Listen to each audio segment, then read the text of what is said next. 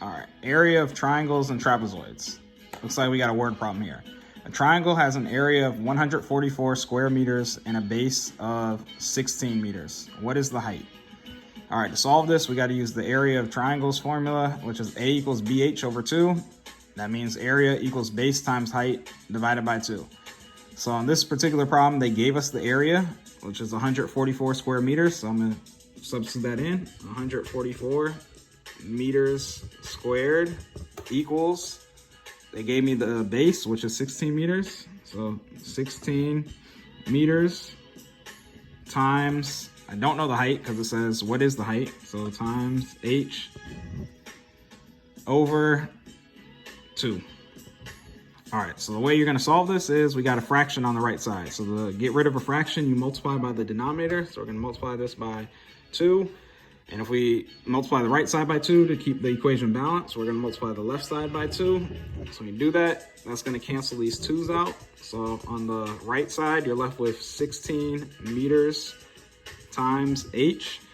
And on the left side, let's see, 2 times 4 is 8. 2 times 4 is 8. 2 times 1 is 2. So 144 meters squared times 2 is 288 meters squared. But we're still not done because we don't have the height yet. We have 16 meters times the height. So we need to do the inverse operation of that. So that's multiplication. Inverse operation is division. So we're going to divide by 16 meters on the right side. So to keep our equation balanced, we got to divide by 16 meters on the left side. So when you do that, that cancels the 16 meters out on the right. So you're left with the height.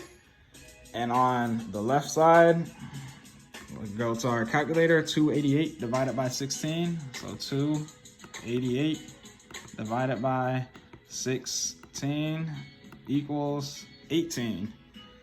So back to over here, we got 18.